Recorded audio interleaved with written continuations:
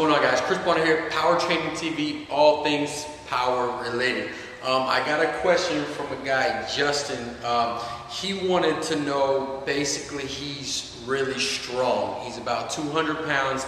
He's really strong, but I guess when he went up to 200, he got a little body fat on him, something like that. He wants to get down to 180 because the way he looked at 180.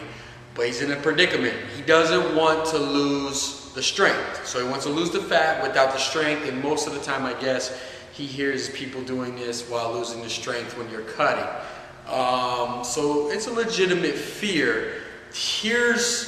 I'm just gonna go ahead and give you a solution because I've experienced this. The only thing I'm gonna tell you to implement is this. Every single morning of your training, so actually just go 5 days a week, maybe 6. Every single morning upon waking up, don't ingest anything. Don't ingest anything and go for a walk. If you can, if you have access to a treadmill, try to walk for about 30 minutes, 20 to 30 minutes. It might bump up later, down the road to about 40, 45 minutes.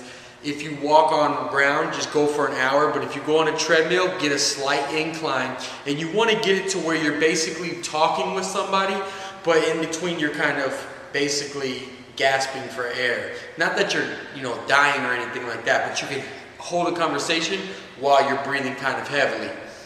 Do that, and then 3 days a week after your training, your strength training, go out and do a couple intervals of sprint training. All right? We want to manipulate your energy systems a little bit to shed that fat off. In the morning, you're in a catabolic state, so you're basically going to be using fat for fuel. That's the traditional bodybuilding style.